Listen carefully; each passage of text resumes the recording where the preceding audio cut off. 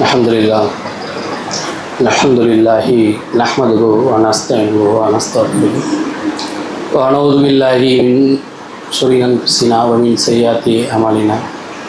May yahdihillahu fala mudilla lahu wa may yudlil fala hadiya lahu. Wa ashhadu an la ilaha illallah wa ashhadu anna Muhammadan abduhu wa rasuluhu. Amma ba'd.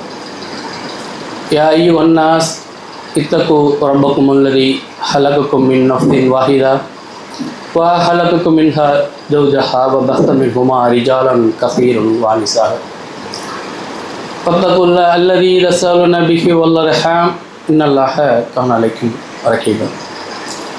மனிதர்களே, உங்களை ஒரே ஒருவரிலிருந்து படைத்த அந்த இறைவனை அஞ்சுங்கள். அவரிலிருந்து அவரது துணைவியை படைத்தான். அவ்விருவரிலிருந்தும் ஏராளமான ஆண்களையும் பெண்களையும் பல்கி பெருக செய்தான். எவனை முன்னிறுத்தி மற்றவர்கள் அனைவரும் கோரிக்கை வைப்பீர்களோ அந்த அல்லாஹுவை அஞ்சுங்கள். உறவினர் விஷயத்திலும் அஞ்சிக் கொள்ளுங்கள். அல்லாஹ் கண்காணிப்பவனாக இருக்கின்றான். யா அய்யுஹல்லதீன ஆமனூ இத்தகுல்லாஹ ஹக்க துகாத்திஹி வலா தமூதுன்ன இல்லா வ அன்தும் முஸ்லிமூன். நம்பிக்கை கொண்டவர்களே, அல்லாஹுவை அஞ்சக்கூடிய முறைப்படி அஞ்சுங்கள். முஸ்லீம்களாக தவிர வேறு எந்த ஒரு தருணத்திலும் மரணித்து விடாதீர்கள். இந்த உலகத்தில் கோடான கோடி வஸ்துக்களை படைத்து அதிலும் ஒரு மிக உயர்ந்த ஒரு சமுதாயமாக மனிதர் குலத்தை தேர்வு செய்த ஏக இறைவனுக்கே புகழனைத்து. அன்புள்ள சகோதர சகோதரிகளே, அல்லாஹ்வுடைய மாபெரும் அருளால் அல்லாஹ் ரப்புல் ஆலமீன் விதியாக்கப்பட்ட ஒரு ஜும்மா தினத்திலே நாம் எல்லாம் இங்கு ஒன்று குழும்பியிருக்கின்றோம். இங்கு ஒன்று குழும்பிருக்கின்ற நம் அனைவர் மீதும் அந்த ஏக இறைவனுடைய சாந்தியும் சமாதானமும் அவனுடைய வற்றாத கருணையும் நம் அனைவர் மீதும் என்றென்றும் நின்று நிலவட்டும் என்ற பிரார்த்தனை செய்த வண்ணம் எனது இந்த ஜும்மா உரையை ஆரம்பம் செய்கின்றேன். இன்று உங்கள் மத்தியில் சொல்லக்கூடிய தகவல் என்னவென்று சொன்னால், சொல் வண்ணமே செயல் என்ற ஒரு தலைப்பு தேர்வு செய்யப்பட்டுள்ளது. இந்த தலைப்பினுடைய பிரதான நோக்கம் என்னென்று சொன்னால், முஸ்லீம்களாக வாழக்கூடிய நாம், அதிலும் குறிப்பாக தௌஹீத் என்று சொல்லக்கூடிய ஒரு கட்டமைப்பை அமைத்து நான் அதில் உறுதியாக இருக்கிறேன் என்று சொல்லக்கூடிய நாம் சரிவரியாக நம்முடைய சொல் வண்ணத்தில் செயல்களை அமைத்து எதை நோக்கி தௌஹீத் என்ற ஒரு அடிப்படையிலே நான் அதில் இயங்கி அல்லாஹ்வுடைய தூதருடைய சொல் செயல் அங்கீகாரம் இதை அனைத்தையும் சரிவரியாக செய்கிறேனா என்பதை, அப்படி நான் சரிவரியாக செய்கிறேன் என்று சொன்னால் முக்கியமான காரணங்களை, எதை நோக்கி நான் மறுமையில் வெற்றி பெற வேண்டும், எதை நோக்கி போகக்கூடாத ஒரு இடம் இருக்கிறது, அதை நான் புறக்கணிக்க வேண்டும் என்று சொன்னால் அதில் நான் சரிவரியாக இருக்கிறேனா என்பதை தெளிவுபடுத்துவதற்காகத்தான் இந்த தலைப்பு தேர்வு செய்யப்பட்டுள்ளது. அதில் பொதுவாக அல்லாஹ்வுடைய தூதர் நபிகள் நாயகம் ஸல்லல்லாஹு அலைஹி வஸல்லம் அவர்கள் குறிப்பிட்டு பிரதானமாக ஒரு 3 தகவல்களை அல்லாஹ்வுடைய தூதர் முன்வைக்கிறாங்க மக்கள் மத்தியில். அது என்னன்னு சொன்னால், ஒரு மூமின் அவர் தொழுவார், நல்ல விதத்தில் அல்லாஹ்வுடைய தூதருடைய என்னுடைய செயல்கள் அத்தனையும் சரிவரியாக செய்யக்கூடிய மனிதராக இருப்பார். அப்போ அப்படியே நாம் இருக்கிறோம்னு வச்சுக்குவோம். இப்படி இருக்கக்கூடிய மனிதராகிய நான் அல்லாஹ்வுடைய தூதர் சொல்லக்கூடிய இந்த பண்புக்கு சொந்தக்காரனாக இருந்தால் எந்த இடத்துக்கு செல்வேன் என்பதையும் அல்லாஹ்வுடைய தூதர் அந்த ஒரு செய்தியிலே விளக்கி சொல்றாங்க. ஒரு மூமின் இடத்துல, ஒரு முஸ்லீம் இடத்துல 3 குணங்கள் அமைந்திருந்தால் இவர் எங்க செல்வார் தெரியுமா? அல்லாஹ்வை மறுத்து வேறு ஒரு கடவுளை வணங்கக்கூடிய ஒரு காபிர் எந்த இடத்துக்கு போவானோ, நரகத்தினுடைய இறுதி இருக்கக்கூடிய அடித்தட்டு தளம் நயவஞ்சக குணம், இந்த இடத்துக்கு தான் இவங்கெல்லாம் போவாங்க. அப்படி ஒரு 3 பண்புகள் என்னன்னு சொன்னா, முதலாவதாக அல்லாஹ்வுடைய தூதர் சொல்றாரு, பொய் பேசுவான், வாயை திறந்தாலே பொய் தான். இன்றைக்கு நாம சரியாக இருக்கிறோம், அல்லாஹ்வும் அல்லாஹ்வுடைய தூதருடைய செயல் அங்கீகாரம் அத்தனையும் சரியாக செய்கிறேன், செய்யக்கூடிய நான் பொய் பேசாம இருக்கணும். முதல் குணம். இன்றைக்கு காலையில் சுபுகில் இருந்து அப்படி என்ன நானே ஒரு சுய பரிசோதனை செஞ்சு பார்த்துக்கிறேன், எத்தனை போய் பேசியிருப்பேன் காலையிலிருந்து. அப்போ இந்த ஒரு தன்மை ஒரு மனிதனிடத்துல இருந்து அவர் என்ன செய்வார்? நரகத்துக்கு தான் போவார். இரண்டாவது குணம் என்னன்னு சொன்னா, ஒரு பொருளை ஒரு மனிதனாகிய இன்னொரு மனிதர், ஒரு மூமின் இன்னொரு மூமின் எதிர்த்தரப்பில் இருக்கக்கூடிய அவர் உங்களிடத்துல ஒரு பொருளாதாரத்தை ஒப்படைப்பாரு.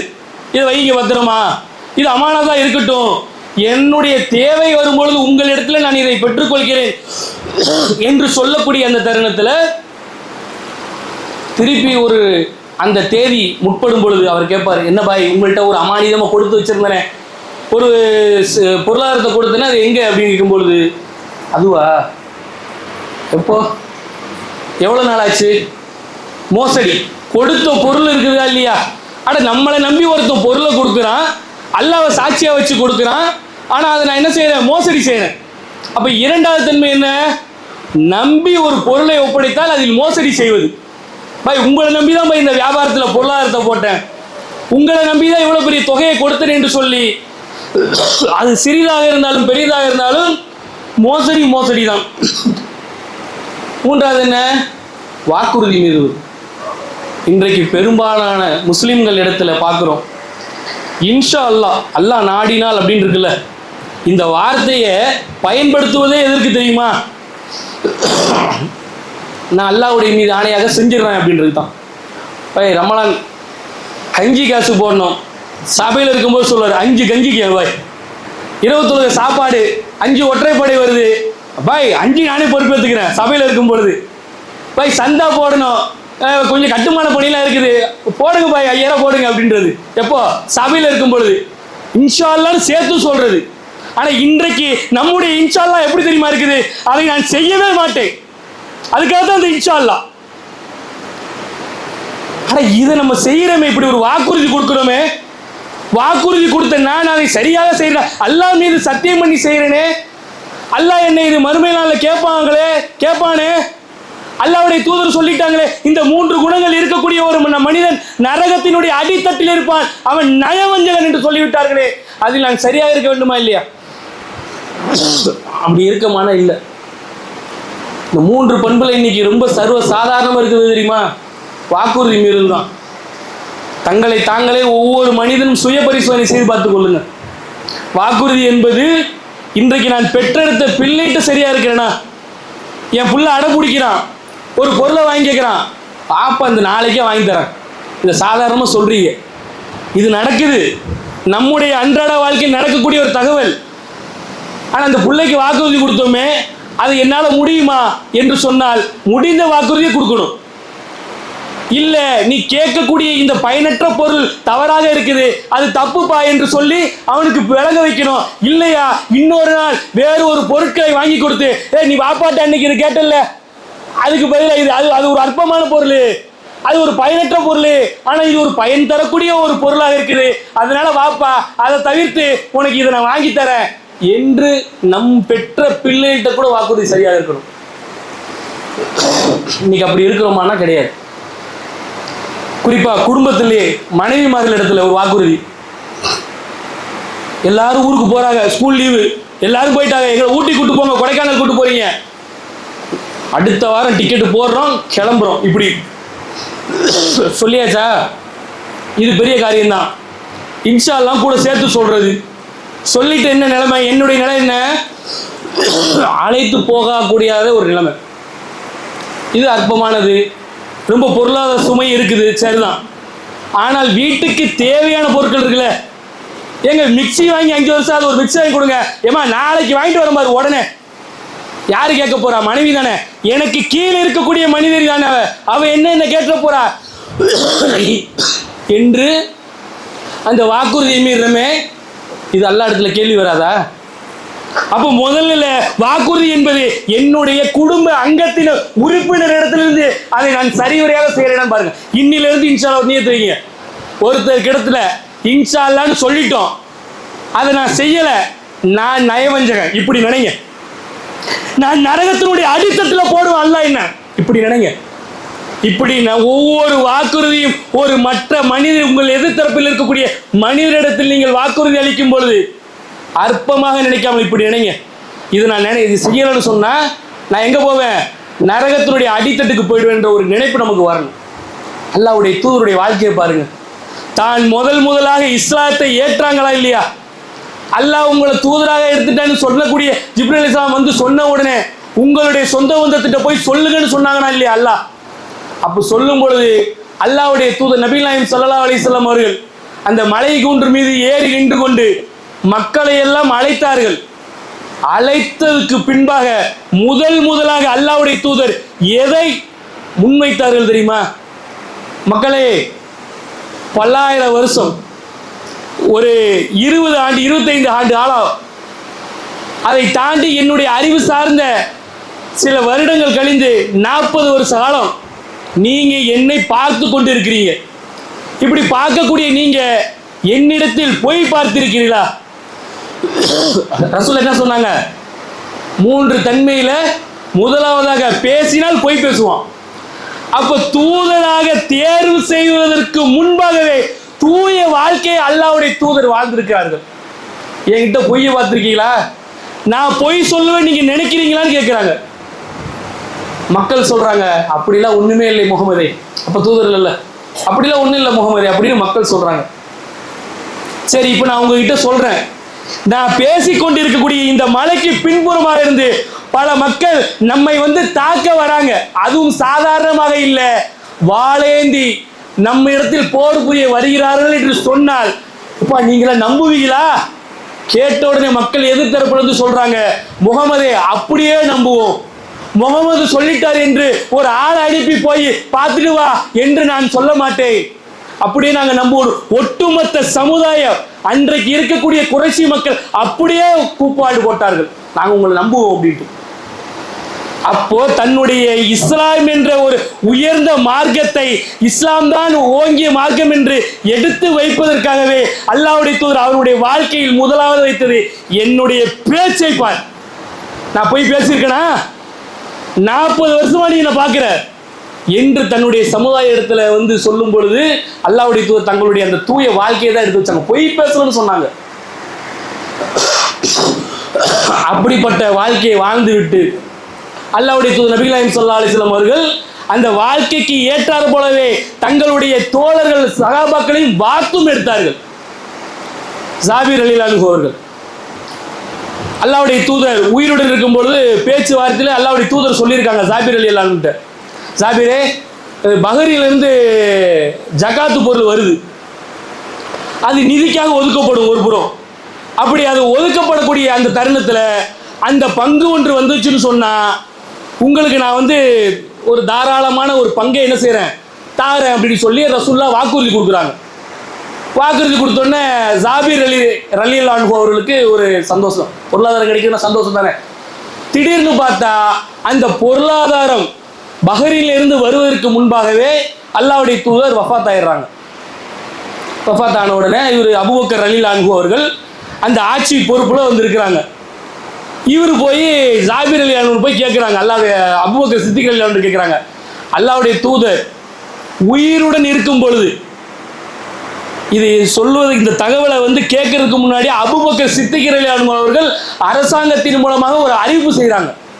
என்ன அறிவிப்புனா, அல்லாஹ்வுடைய தூதர் யாருக்கேனும் ஏதேனும் வாக்குறுதி அளித்திருக்கிறார்களா அரசாங்கத்தின் மூலமாக, அது செய்யப்படாமல் அப்படியே வெயிட்டிங் லிஸ்ட்ல இருக்கா என்று மக்களுக்கு அறிவிப்பு செய்யறது தான் இந்த நிகழ்வு நடக்குது.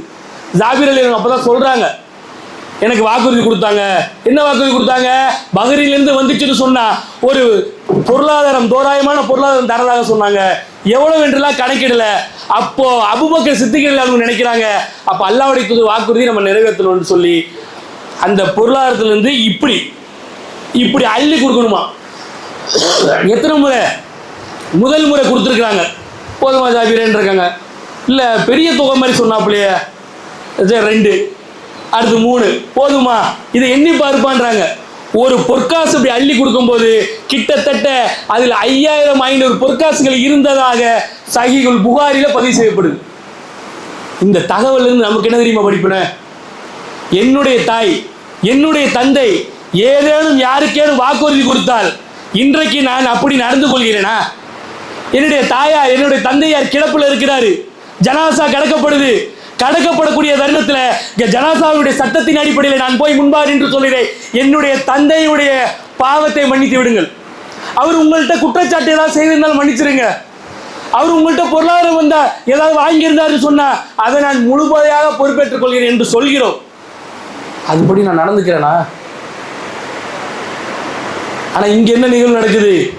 அல்லாஹ்வுடைய தூதர் அரசாங்கத்திற்கு அரசராக இருக்கக்கூடிய அந்த தருணத்துல அவர்கள் ஒரு வாக்குறுதி கொடுக்குறாங்க, அதை நிறைவேற்ற முடியல.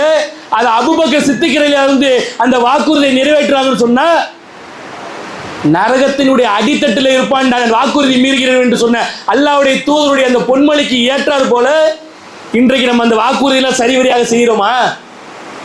அற்பமா நினைக்கிறோம். இன்னைக்கு வந்து ஆட்சியில் வர்றதுக்கு முன்பாக சொன்னானா இல்லையா ஒருத்தன், தாய்மாமன் சீரு 2500 போடுவேன். இதை பத்தி அல்லாஹ்வுடைய ரசூல் முன்னறிவிப்பா செஞ்சிருக்காங்க.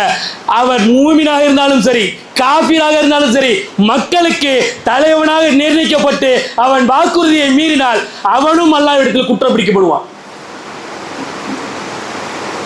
இப்ப நாமெல்லாம் மூமினாக இருந்து கொண்டு அல்லாஹ்வை நம்புறேன், அல்லாஹ்வுடைய தூதரை நம்புறேன் என்று சொல்லிக் கொண்டு இருக்கக்கூடிய தருணத்தில் நம்மளுடைய செயல்பாடுகள் எப்படி இருக்கணும்? ரொம்ப கச்சிதமா இருக்கணும்.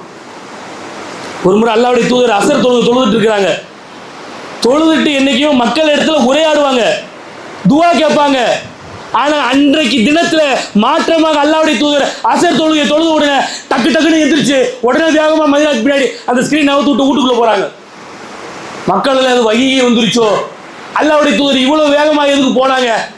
போய் வேலையெல்லாம் முடிச்சுட்டு ரசூலா வராங்க. வந்து உட்கார்ந்த உடனே அல்லாஹ்வுடைய தூதரத்துல கேட்கிறாங்க, அல்லாஹ்வுடைய தூதரே எதுவும் வகி செய்தியோ, என்ன இவ்வளவு அவசரம் என்று கேட்கக்கூடிய தருணத்துல மக்களுக்கு போதனை செஞ்சாங்க. ஒரு அமானிதம் வெள்ளி கட்டி என்னிடத்தில் கொடுக்கப்பட்டது. அது தொழுகை எனக்கு நினைவூட்டப்பட்ட மாதிரி இருந்துச்சு. அதை உடனடியாக எடுத்து சென்று விநியோகம் செய்துவிட்டு வாரேன் என்று ரசூலா சொல்றாங்க. இன்னைக்கு நம்மளை நம்பி எவ்வளவோ பொருளாதாரம் மக்களாலையும் மக்களுக்கு எதிர்த்தரப்பில் இருக்கக்கூடிய உறவினரால் வழங்கப்படுது. ஆனா அந்த வாக்குறுதி நான் சரிவரியாக செய்யறேன்னு சொன்னா ரொம்ப மட்டகரமாக நம்ம நடக்கிறோம். யார்கிட்டையும் அந்த வாக்குறுதின்ற பண்பே கிடையாது. அல்லாஹ்வுடைய தூதருடைய இந்த காலகட்டத்தில் ஹிஜ்ரி 8க்கு முன்பாக ஒரு 7க்கு 6க்கு நடுவுல ஹுதைபியா உடன்படிக்கை நடக்குது.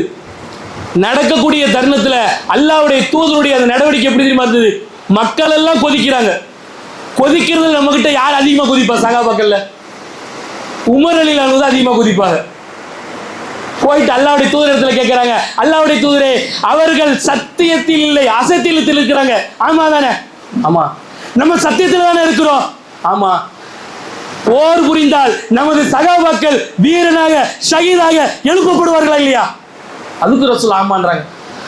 அப்புறம் எதுக்கு அல்லாஹ்வுடைய தூதரே இவர்கள் இடத்தில் நாம் போர் புரியாமல் இந்த இழிவான ஒப்பந்தத்தை ஒப்புக்கொள்ள வேண்டும்?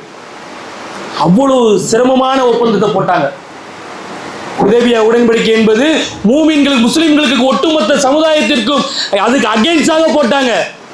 யாருக்கும் உடன்படிக்கை இல்லை, எந்த சகாபாக்களும் ஒப்புக்கொள்ளவில்லை. அப்படி போடக்கூடிய நேரத்தில் சுகைல் தான் எதிர்த்தரப்பு உட்கார்ந்து இருக்கிறாரு. சுகைல் உட்கார்ந்துட்டு எழுதுறாரு, மக்காவுக்கு ரொம்ப கடுமையான ஒரு ஒப்பந்தம். மக்காவில இருந்து யாருன்னா வந்தாங்கன்னா நீங்க எங்களை விட்டு கொடுத்துடணும். ஒன்று. ரெண்டாவது, நீங்க உங்க இடத்துல இருந்து மதீனாவில இருந்து யாராவது வந்தாங்கன்னா நாங்கள் திருப்பி அனுப்ப மாட்டோம். இதுதான் ஒப்பந்தம். இந்த ஒப்பந்தம் கையெழுத்து எழுதிக்கிட்டே இருக்கிறாங்க. இருக்கும்போது அங்கு ஒரு மனிதர் தூரத்திலிருந்து வாராரு. அப்படியே அவர் கழுத்துல சங்கிலியை போட்டு காலில் கட்டி அப்படியே ரத்தம் அங்க பிடிமானத்துல அப்படி நடந்து வராது. அபூஜஹல் பெரிய யார் தெரியுமா? அல்லாஹ்வுடைய தூதருக்கு எதிர்த்தரப்புல இருந்து உட்கார்ந்து ஒருத்தர் எழுதிட்டு இருக்காரு, சுகைல், அவருடைய மகன் அபூஜஹல். அப்படியே ரத்த வெள்ளத்துல அப்படியே வந்துட்டு அல்லாஹ்வுடைய தூதர் இடத்துல வராங்க. அல்லாஹ்வுடைய தூதரே, நான் இஸ்லாத்தை ஏத்துக்கிறேன், உங்களோட என்னை கூட்டிட்டு போயிடுங்க என்று மக்கள் மத்தியில் சகாபாக்கள் இடத்துல அல்லாஹ்வுடைய தூதர் மத்தியிலே கேட்கிறாங்க. கேட்ட உடனே ரசூல்லா சுகைலை பார்த்து கோரிக்கை வைக்கிறாங்க, சுகைலை இன்னும் கையெழுத்து போடல தானே, இந்த ஒரே ஒரு மனிதரை மட்டும் ஏன் கூட மதீனாவுக்கு அனுப்பி விட்டுறீங்களான்னு கேட்குறாங்க. யாரு? உன் புள்ளப்பா, சங்கிலியில போட்டு அடிமை மாதிரி வச்சிருக்கிறீங்க, இவரை ஒரு ஆளை மட்டும் அனுப்பி விடுறீங்களான்னு கேட்குறாங்க. அல்லாஹ்வுடைய தூதரே, வாக்குறுதி என்னன்னு தெரியுமா? முகமதே வாக்குறுதி என்னன்னு தெரியுமான்னு கேட்குறான் சுகைல். காபீருடைய நிர்வாக தலைவராக இருக்கக்கூடிய சுகைல் கேட்குறான், வாக்குறுதினா என்னன்னு தெரியுமா? எழுதி கையெழுத்து போட்டதான் ஒப்பந்தமோ? நீங்கள் நாங்கள் சொல்லக்கூடிய அந்த தகவலை எல்லாம் சரி என்று ஒப்புக்கொண்டீர்கள், அதுவே வாக்குறுதி தான். நீங்க மீறாதீங்க. யாருக்கு? அல்லாஹ்வுடைய தூதருக்கு சுகைல் கட்டளையிடுறாரு. அப்போ அல்லாஹ்வுடைய தூதர் அபூஜந்த பார்த்து சொல்றாரு, நீங்க போங்க மக்காவுக்கே போங்க. அவர் அதுக்கப்புறம் கேட்கிறாரு, மக்களே, அல்லாஹ்வுடைய தூதரை விட்டுட்டு சகாபாக்கள்கிட்ட கேட்கிறாங்க, மக்களே என்னுடைய தோற்றத்தை பாக்குறீங்க, சங்கிலியால போட்டு கையில விலங்கை கட்டி கொண்டு இரத்த வெள்ளத்தில் நான் வந்து நிற்கிறேன், என்னை அழைத்து செல்ல உங்களுக்கு மனம் இல்லையா என்று கேட்ட உடனே அந்த வாக்குறுதி கொடுத்துட்டோம்னா ரசூல்லா வந்து மீண்டும் மக்காவுக்கே அபூஜந்தை அனுப்பிவிட்டு வந்தார்கள். என்ன மாதிரி தருணம் பாருங்க. அப்ப இதெல்லாம் பார்க்கும் பொழுது ஒருவருக்காக நாம் வாக்குறுதி கொடுத்தால் அந்த வாக்குறுதியை மீறுவதற்கு நமக்கு எப்படி இப்படிப்பட்ட தகவலாம் இருக்கும்போது எப்படி அதை சர்வ சாதாரணமாக மீறக்கூடிய மூமின்களாக இருக்கிறோம். நம்ம வரக்கூடிய காலத்தில் சரிவரியாக அல்லாஹ்வுடைய தூதர் நபி நாயகம் ஸல்லல்லாஹு அலைஹி வஸல்லம் அவர்கள் வாத்தெடுத்த சமுதாயமும் அவர்களும் வாத்தெடுக்கக்கூடிய அந்த அளவுக்கு வரக்கூடிய செய்திகளை மனதில் படிப்படியாக கொண்டு வரக்கூடிய காலத்தில் யாருக்கேனும் ஒரு வார்த்தை, இன்ஷா அல்லாஹ் நான் செய்கிறேன் பாய், பிள்ளைங்க இடத்துல நான் செய்கிறேன் பாய், மனைவி இடத்துல நான் செய்கிறேன் பாய் என்று ஒருவர் நீங்கள் வாக்குறுதி கொடுத்தால் அது சாதாரண வாக்குறுதியாக நினைச்சிடாதீங்க. அல்லாஹ்வுடைய தூதர் சொன்ன மாதிரி நரகத்தினுடைய அடித்தட்டுக்கு நான் போயிடுவேன். அப்படி நான் போகணும் விரும்புறேன்னா இன்ஷா அல்லாஹ்னு சொல்லுங்க. இல்லையா உங்களுடைய வாழ்க்கை காலகட்டத்தில் இன்ஷா அல்லாஹ் என்ற வார்த்தையை பயன்படுத்தக்கூடாத மக்களாக நம்ம இருக்கணும். செய்கிறேன், நரகத்துக்கு போக விரும்பல என்று சொன்னால் மாத்திரம் உங்களுடைய வாழ்க்கையில நீங்க இன்ஷா அல்லாஹ் என்று பயன்படுத்தக்கூடிய மக்களாக இருக்க வேண்டும். அந்த இன்ஷா அல்லாஹ்வை நான் முழுமையாக நிறைவேற்ற மனிதனாக வரக்கூடிய காலங்களில் சரி செய்து கொள்வேன் என்று நியத்து வைத்த மனிதராக இன்று முதல் நம்ம ஆக வேண்டும் என்று சொல்லிக்கொண்டு முதல் உரையை நிறைவு செய்கிறேன். வாஹிர்தானா அல்ஹம்துலில்லாஹி ரப்பில் ஆலமீன். அஸ்ஸலாமு அலைக்கும் வரஹ்மத்துல்லாஹி வபரகாத்துஹு. அஸ்ஸலாமு அலைக்கும் வரஹ்மத்துல்லாஹி வபரகாத்துஹு. அன்புள்ள சகோதர சகோதரிகளே, 3 தன்மைகள் இருக்கக்கூடிய மனிதன், ஒரு நயவஞ்சகன் எந்த இடத்திற்கு செல்வானோ அந்த இடத்திற்கான பண்புகளை பார்த்தோம். ஒன்று பொய் பேசுவது, கொடுத்தால் வாக்குறுதி மீறுவது, ஒப்படைக்கப்பட்ட பொருள் மோசடி செய்வது. இது அனைத்துமே பார்த்தோம் சொன்னால் ஒரே கேட்டகரியில் தான் வரும். இது 3மே என்ன தெரியுமா? எதிர்த்தரப்புல இருக்கிறவன் இழிச்சவன், என் பொய்யால நான் அவனை வெல்லுவேன், பொய் 1. 2வது அவனை என்னால் ஏமாற்ற முடியும், மோசடி 2. வாக்குறுதி கொடுத்துட்டு அதே வாய் திறமையால நான் வெல்லுவேன் 3. ஒற்று பார்த்தால் இது 3மே ஒரே சிட்டிங் தான், மாற்று கருத்துலாம் கிடையாது. அதுக்கு மூலதனமாக இருக்கக்கூடியது உங்களுடைய நாவு தான். அந்த நாக்கு இருக்குதா இல்லையா, பேச்சு ஆற்றல்.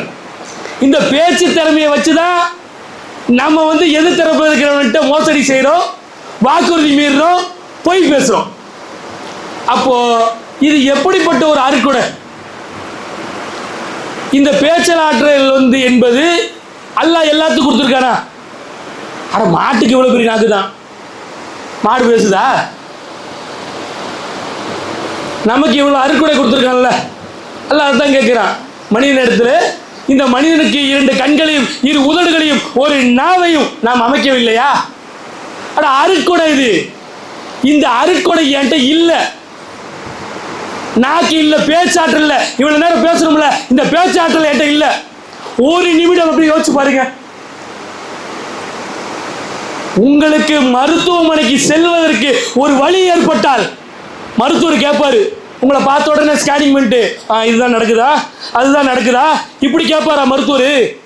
என்னங்க ஆச்சு உங்களுக்கு அப்படின்னு நீங்க மருத்துவத்துக்கு போனா சொல்லி ஆகும். அதுக்கு தேவை இந்த நாக்கு, பேச்சாற்றல். இங்க வலிக்குது, அங்க வலிக்குது சொல்ல முடியுமா? தானே இருக்கிறீங்க. ஏன் அல்லாஹ் உங்கள்கிட்ட அந்த அருட்கொடை தரல? உங்களுக்கு திருமணமாகி ஒரு குழந்தைய பிறக்குது, ஊரே எடுத்து கொஞ்சுவான் அந்த குழந்தைய, கண்ணை பாருப்பா, மூக்கப்பாரு அழகா, உன்ன மாதிரியே புள்ள உரிச்சு வச்சிருக்கா அப்படின்னு ஊரெல்லாம் எடுத்து கொஞ்சுவான். ஆனா இந்த அருட்கொடை என் இடத்துல இருந்து அல்லாஹ் எடுத்து விட்டான். இப்போ என்னால கொஞ்சம் முடியுமா அந்த புள்ளைய? ஏன் இல்லையே, நான் பேபேவா இருக்கேன். அப்ப எவ்வளவு பெரிய ஒரு அருட்கொடை அல்லாஹ் கொடுத்திருக்கான்.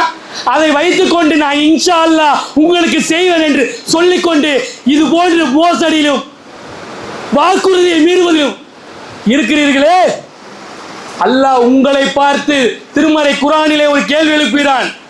நம்பிக்கை கொண்டோரே, நபிமாருக்கு இது அழகல்ல. யாரை பார்த்து சொல்றான்ல? நபிமார்களுக்கு இது அழகல்ல. மோசடி செய்தவர்கள், மோசடி தகாது, மோசடி செய்தவர்கள் மறுமை நாளில் அதை நீங்கள் தூக்கி கொண்டு வருவீர்கள். அல்லாஹ் திருமறை குர்ஆனுடைய வசனம். என்னப்பா அல்லாஹ் இப்படி சொல்லிட்டான், என்னத்தை தூக்கி கொண்டு வருவோம் என்று பார்த்தால் மறுமை நாளை பற்றி அல்லாஹ்வுடைய தூதர் நபிகள் நாயகம் ஸல்லல்லாஹு அலைஹி வஸல்லம் அவர்கள் இப்படி 3 தன்மையில் உள்ளவன், மோசடி செய்பவன், வாக்குறுதி மீறுபவன், இந்த 3 பண்புல நான் இருக்கிறேனா என்ன கதின்னு பாருங்க. மறுமை நாள்ல ஆங்காங்கே பெரும் கூட்டம் இருக்கும். ஒரு கூட்டம் பார்த்தா அப்படியே கண்ணு பிமுளில இல்லாம குருட்டு பயா வருவான். ஒருத்தன் ஒட்டகத்தை தூக்கி கழுத்துல போட்டுக்கிட்டு வருவான், ஒருத்தன் மாடை தூக்கி கழுத்துல போட்டுக்கிட்டு வருவான். இப்படி ஒரு கூட்டமா வந்தா எப்படி இருக்கும்? அதே போன்று மோசடி செய்பவன், ஒப்பந்தத்தை மீறுபவன், வாக்குறுதி கொடுத்து விட்டு மீறுபவன், இவனை எல்லாம் ஒரு பெரும் கூட்டம் அப்படி கற்பனை செஞ்சு பாருங்க. பெரும் கூட்டம் பின் துவாரத்துல அவன் மோசடிக்கு ஏற்றவாறு ஒரு கொடியை சொருவி கொண்டு வருவான். அல்லாஹ் காட்டுவான், பார்த்துக்க மேல்படியாவெல்லாம். எல்லாம் யாரு? இன்ஷா அல்லாஹ் பள்ளிவாசலுக்கு அவ்வளோ செய்கிறேன், நோம்பு கஞ்சிக்கு அவ்வளோ போடுறேன், ஜக்காத்து என் கணத்தெல்லாம் இந்த வருடம் உங்களுக்கு கொடுத்துட்றேன், இன்ஷா அல்லாஹ் இன்ஷா அல்லாஹ் இன்ஷா அல்லாஹ் என்று மக்களிடத்தில் பெருமைக்காக சொல்லிவிட்டு எவனெல்லாம் மோசடி செய்தீர்களோ, எவனெல்லாம் வாக்குறுதி மீறினீர்களோ, எவரெல்லாம் பொய் பேசுகிறீர்களோ அவர்களெல்லாம் மறுமை நாளில் இப்படி உங்களுடைய பின் துவாரத்திலே கொடியேற்றிக்கு அல்லாஹ் மறுமையில காட்டப்படுவான். பாரு, இதெல்லாம் வந்தான் இந்த கேட்டகிரி தான். தேவையா? அப்போ ஒரு நபருக்கு, ஒரு மனிதனிடத்தில் பேசும் பொழுது பொய், வாக்குறுதி, ஒப்பந்தம் மீறுதல் எதுவும் இருக்கக்கூடாது. இல்லாம இருந்தால் அல்லாஹ் பாதுகாப்பான். அதுக்கு அல்லாஹ் சொல்றான், அப்படிப்பட்ட மக்களுக்கு நாம் ஒரு பெரிய சொர்க்க சோலையை தயாரித்து வச்சிருக்கிறோம். அங்கே அப்படியே குட்டி குட்டி குட்டி குட்டி புள்ளிகளா இருக்கும். அந்த குட்டி புள்ளி எப்படி தெரியுமா இருக்கும்? ஒரு பெரிய ஜார் எடுத்துக்கிங்க, அதுல அப்படியே முத்து ஃபுல்லா உள்ள பளிங்கு தர இப்படி வச்சுக்கோங்க, பளிங்கு தர. அந்த பளிங்கு தரையில அந்த ஜார்ல இருக்கிற முத்தை அப்படி கொட்டி விடுறீங்க, எப்படி ஓடும் சலசலன்னு, பார்க்கறதுக்கே கண்குள்ளா காட்சியா இருக்கும். அப்படிப்பட்ட சிறுவர்கள் உங்களுக்கு, நீங்கள் சொர்க்கத்தில் இருக்கக்கூடிய தருணத்தில் உங்களுக்கு என்ன வேணும்? பழம் வேணுமா, பழச்சாறு வேணுமா, மது வேணுமா, என்ன வேணும் என்று கேட்டு உங்கள் கால்களையே சுற்றி கொண்டு வருவார்கள் சொர்க்கவாசிகளுக்காக. யாரு? இந்த மாதிரிலாம் மோசடி செய்யாம யாரெல்லாம் உங்களுடைய வாழ்க்கையை வாழ்ந்தீர்களோ அவர்களுக்கெல்லாம் அல்லாஹ் இப்படிப்பட்ட ஒரு சொர்க்கத்தை தயாரித்து வச்சிருக்கான். அப்படிப்பட்ட ஒரு சொர்க்கத்துக்குரியவர்களாக அல்லாஹ் ரப்பல் ஆலமீன் வரக்கூடிய காலங்களில் ஆக்கி அருள்புரிய வேண்டும். அதற்காக என்னுடைய வரக்கூடிய இந்த நாளிலிருந்து பொய், வாக்குறுதி, அடுத்தவருடைய ஒப்பந்தம் கொடுக்கக்கூடிய பொருட்களை நான் ஏமாற்ற மாட்டேன் என்று இன்றைய ஜும்மாத்தில் சென்று ஒரு நியத்து இருக்க வேண்டும். அப்படிப்பட்ட ஒரு நன்மக்களாக வாழ்ந்து மரணிக்கக்கூடிய ஒரு நற்பாக்கியத்தை வல்ல ரஹ்மான் உங்களுக்கும் எனக்கும் தந்தருள் புரிய வேண்டும் என்று கூறியவனாக எனது இந்த ஜும்மா உரையை நிறைவு செய்கிறேன். வாக்கிருக்கிறான் இந்த ரப்பில் ஆலமீன்.